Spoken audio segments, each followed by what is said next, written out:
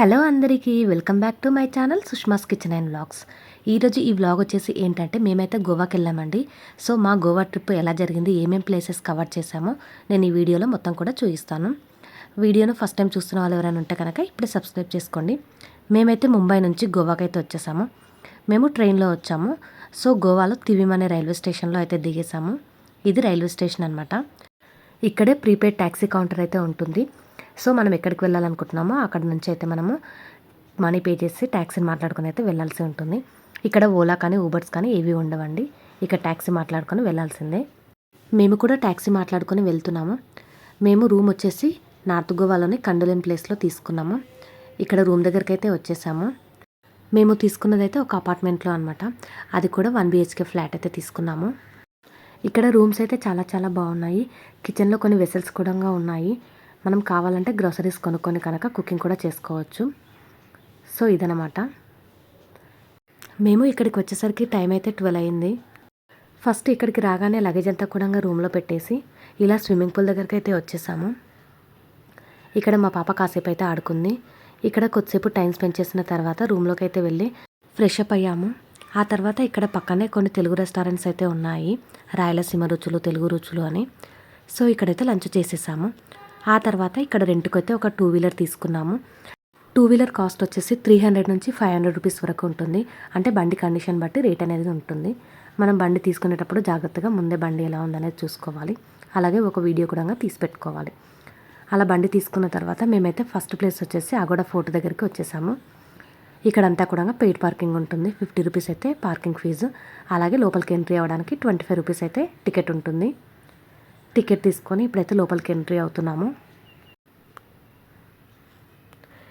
ఈ అగోడా ఫోర్ట్ వచ్చేసి 17వ శతాబ్దంలో పోర్చుగీస్ వాళ్ళు డచ్ మరియు మురాఠా పాలకుల దాడుల నుంచి తమను సంరక్షించుకోవడం కోసం ఈ అగోడా ఫోర్ట్ని అయితే నిర్మించారు. గోవాకి వచ్చిన విజిటర్స్ అందరు కూడా ఈ అగోడా ఫోర్ట్ని చూడడానికి అయితే వస్తారు. సో చుట్టూ కూడా అరేబియా మహాసముద్రం అయితే ఉంటుంది. ఈ అగోడా ఫోర్ట్ వచ్చేసి యూరప్ నుంచి వచ్చే నౌకలకి లంగర్ పాయింట్గా ఉండేది. ఈ కోట లోపల ఒక మంచినీటి ట్యాంకు ఉండేది. ఇది అక్కడికి వచ్చే నౌకలకి మంచినీటి సరఫరాను అందించేది. దీని వలన ఈ కోటకు అగోడా అనే పేరు వచ్చింది. అగోడా అంటే పోర్చుగీస్లో నీరు అనే అర్థము. 1864లో ఇక్కడ లైట్ హౌస్ను కూడా నిర్మించారు. కనిపిస్తుంది కదా, ఇదే లైట్ హౌస్. ఇది మొత్తం ఏషియాలోనే అతిపెద్ద మంచినీటి నిల్వలలో ఇది ఒకటి. ఈ ఫోర్టు 2 భాగాలుగా విభజించబడింది. ఒకటి అప్పర్ ఫోర్టు, రెండవది లోవర్ ఫోర్టు. అప్పర్ ఫోర్ట్ వచ్చేసి నీటి ట్యాంక్గా ఉండేది. లోవర్ ఫోర్ట్ వచ్చేసి పోర్చుగీస్ నౌకలకి లంగర్ పాయింట్గా ఉండేది. సో ఇదనమాట అగోడా ఫోర్ట్ అయితే. ఇప్పుడు నెక్స్ట్ ఇక్కడ నుంచి అయితే మేము వ్యాగటర్ బీచ్కి వెళ్తున్నాము. ఈ వ్యాగటర్ బీచ్ దగ్గర సన్సెట్ వ్యూ అయితే చాలా చాలా బాగుంటుంది. సో మేమైతే ఇప్పుడు బీచ్ దగ్గరికి వచ్చేసాము. ఇక్కడ కూడా పెయిడ్ పార్కింగ్ అయితే ఉంది. సో బైక్ని పార్క్ చేసిన తర్వాత ఇప్పుడైతే లోపలికి వచ్చేసాము. మీకు సన్సెట్ వ్యూ కూడా చూపిస్తాను చూడండి. అలాగే ఇక్కడ వాటర్ రైడింగ్స్ కూడా ఉన్నాయి, వాటర్ స్పోర్ట్స్. కావాలంటే వాటర్ స్పోర్ట్స్ కూడా చేసుకోవచ్చు. మనం సింగిల్గా కానీ తీసుకోవచ్చు, లేదా ప్యాకేజ్లో కూడా ఉంటాయి. సో అలా అయినా కానీ తీసుకోవచ్చు. బీచ్ అంతా కూడా క్లీన్గా చాలా బాగుంది.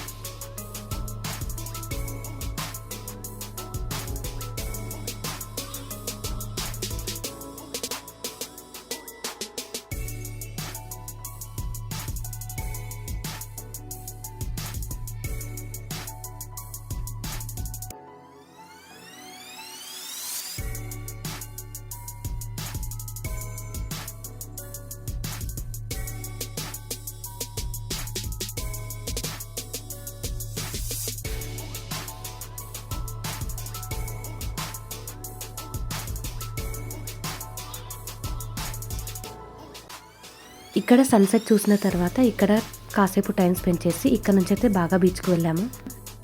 ఇది నార్త్ గోవాలోనే చాలా చాలా ఫేమస్ బీచ్. బాగా బీచ్ దగ్గరికి అయితే వచ్చేసాము. సో ఈవినింగ్ అయిపోయింది. ఈవినింగ్ టైంలో ఈ బీచ్ ఎలా ఉంటుందో చూడండి. మొత్తం కూడా లైట్స్తోన చాలా చాలా బాగుంటుంది.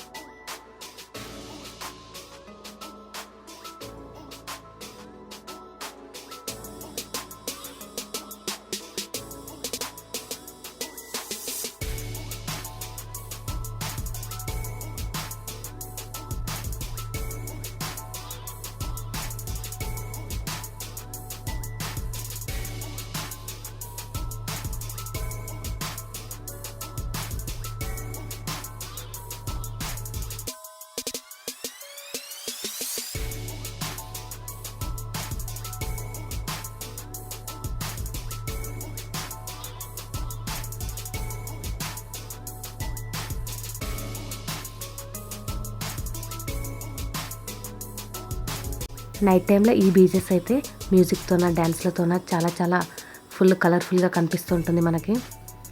ఇలా లైట్స్తోన చూడడానికి వ్యూ అయితే చాలా బాగుంటుంది. సో గోవాలో ఇలా మా ఫస్ట్ డే అయితే అయిపోయింది. ఇక్కడ కాసేపు టైం స్పెండ్ చేసిన తర్వాత ఇంకా రూమ్కి అయితే వెళ్ళాము. డిన్నర్ చేసేసి పడుకున్నాము. ఆ తర్వాత నెక్స్ట్ డే వచ్చేసి ఇది డే 2 అనమాట. మార్నింగ్ లేసేసి ఫ్రెష్ అప్ అయ్యి ఇక్కడికైతే వచ్చేసాము. ఇది వచ్చేసి కండోలిం బీచ్. మేము రూమ్ తీసుకున్నది కూడా కండోలింలోనే. సో మా రూమ్ దగ్గర నుంచి ఈ బీచ్ వచ్చేసి 2 కిలోమీటర్స్ ఉంటుంది. సో ఇక్కడ బీచ్ దగ్గరికి అయితే వచ్చేసాము. ఇక్కడికి వచ్చిన తర్వాత ఇక్కడ బీచ్లో బెంచెస్ లేదా బీచ్ చైర్ అంటారు కదా, ఇవైతే తీసుకున్నాము. ఒకటి వాళ్ళు 1 అవర్కి 100 రూపీస్ అన్నారు మార్నింగ్ టైంలో కాబట్టి. సో 200 పేజెస్ అయితే 2 బెంచెస్ తీసుకున్నాము. అక్కడ కూర్చొని బీచ్ అందాలను చూడొచ్చు. వాటర్లో ఆడుకోవడానికి మనం హ్యాండ్ బ్యాగ్స్ అయితే తీసుకెళ్తాం కదా, సో వాటర్ బాటిల్స్ అలా ఉంటాయి కదా, సో ఆ బెంచెస్ పైన పెట్టుకోవచ్చు. మనం వాటర్లో ఆడుకుంటూ అప్పుడప్పుడు మన బ్యాగ్స్ కూడా అబ్జర్వ్ చేసుకుంటూ వాటర్లో అయితే టైం స్పెండ్ చేయొచ్చు. మేము కూడా అలానే ఆ బెంచెస్ పైన కాసేపు స్పెండ్ చేసేసి వాటర్లో అయితే ఫుల్గా ఆడుకున్నాము. ఇంకా అలా ఇక్కడైతే చాలాసేపు టైం స్పెండ్ చేసాము. ఈ బీచ్ అయితే చాలా చాలా బాగుంది. మాకైతే ఫుల్గా నచ్చేసింది. చాలా క్లీన్గా, చాలా నీట్గా, మొత్తం కూడా వైట్ శాండ్ చాలా బాగుంది. ఇక్కడ కూడా వాటర్ స్పోర్ట్స్ అయితే ఉన్నాయి, కావాలంటే కనుక వెళ్ళొచ్చు. ఇంకా మేము ఇక్కడ ఈ బీచ్ దగ్గర నుంచి ఇలాగే స్ట్రీట్గా వెళ్తే కనుక మనకు కలంగట్ బీచ్ అలాగే బాగా బీచ్ కూడా వస్తాయి. ఇలా బీచ్ అంచుల వెంబడి నడుస్తూ ఉంటే ఫీలింగ్ అయితే చాలా చాలా బాగుంది. ఇలా ఆడుకుంటూ మేమైతే దాదాపుగా కలంగట్ బీచ్ వరకు అయితే నడుచుకుంటూ వెళ్ళేసి వచ్చాము. ఇంకా అలా టైం స్పెండ్ చేసిన తర్వాత ఇక్కడ నుంచి అయితే నెక్స్ట్ వచ్చేసి మేము మళ్ళీ బాగా బీచ్కి అయితే వచ్చేసాము.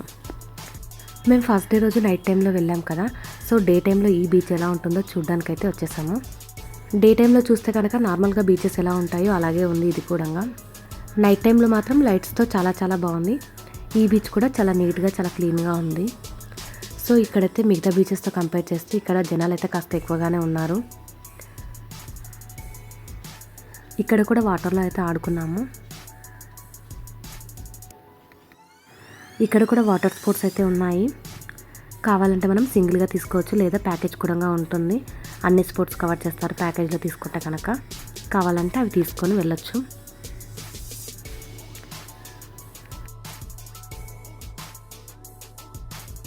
డేలో అయితే ఇలా ఉంటుంది. నైట్ టైంలో అయితే లైట్స్తో చాలా చాలా బాగుంటుంది. ఇక్కడ టైం స్పెండ్ చేసిన తర్వాత బయటికి వస్తే షాప్స్ కూడా ఉంటాయి. ఇక్కడంతా కూడా చూడండి, ఇక్కడ హ్యాండ్మేడ్ బ్యాగ్స్ అవి ఇవైతే చాలా ఉన్నాయి. అక్కడ నుంచి లంచ్ చేసేసి అక్కడ నుండి అరంబోల్ బీచ్కి అయితే వచ్చాము. ఇక్కడ కూడా ఒక 40 మినిట్స్ అలా టైం స్పెండ్ చేసాము. ఎక్కువసేపు అయితే ఉండలేదు, ఎందుకంటే ఇక్కడ కలంగట్ బీచ్, కండోలిం బీచ్, బాగా బీచ్ అయితే చాలా బాగా నచ్చాయి. కానీ ఈ బీచ్ అయితే మాకు అంతగా నచ్చలేదు. కొంచెం శాండ్ కూడా అంత బాగా అనిపించలేదు, కొంచెం మడ్డలాగా అనిపించింది. అందుకోసం ఇక్కడ ఎక్కువసేపు అయితే ఉండలేదు. ఇక్కడ వాటర్లో కూడా వెళ్ళలేదు, బయట కాసేపు కూర్చొని అయితే వెళ్ళాము. సో అరంబోల్ బీచ్ అయితే ఇలా ఉంది. ఇంకా ఇక్కడ నుంచి అయితే మేము బయటకు వచ్చేసి మోర్జిం బీచ్కి అయితే వచ్చేసాము. ఇక్కడికి వచ్చేసరికి ఈవినింగ్ అయింది. ఇక్కడ చూడండి, సన్సెట్ వ్యూ కూడా చాలా బాగా కనిపిస్తుంది. ఇక్కడ కూడా కాసేపు టైం స్పెండ్ చేసి వెళ్ళాము. ఇక్కడ వాటర్లోకి అయితే వెళ్ళలేదు, బయట అలా కాసేపు కూర్చొని వెళ్ళాము. ఇక్కడ కూడా వాటర్ స్పోర్ట్స్ అయితే ఉన్నాయి. ఇక్కడ కాసేపు టైం స్పెండ్ చేసిన తర్వాత ఇక్కడ నుంచి అయితే మేము నెక్స్ట్ అంజనా బీచ్కి వెళ్తున్నాము. ప్రతి బీచ్ దగ్గర కూడా ఇలా షాప్స్ అయితే ఉంటాయి, కావాలంటే షాపింగ్ అయితే చేసుకోవచ్చు. నెక్స్ట్ ఇప్పుడు అంజనా బీచ్ దగ్గరికి వచ్చేసాము. మేము ఇక్కడికి వచ్చేసరికి ఈవినింగ్ 7 అయింది. సో లైట్స్తో అయితే చాలా చాలా బాగుంది బీచ్. ఇప్పుడు ఇక్కడ వాటర్ లెవెల్ కూడా చాలా దగ్గరగా వచ్చాయి. ఈ బీచ్ కూడా చాలా బాగా అనిపించింది. ఇక్కడ 1 అవర్ అలా టైం స్పెండ్ చేసిన తర్వాత ఇంకా మేమైతే రూమ్కి వెళ్ళాము. సో ఇదన్నమాట గోవాలో మా day 1 and day 2 video. Next వీడియోలో డే 3 అండ్ డే 4 పోస్ట్ చేస్తాను. ఈ వీడియో నచ్చినట్లయితే కనుక please like, share and subscribe my channel for more videos. Thank you for watching this video.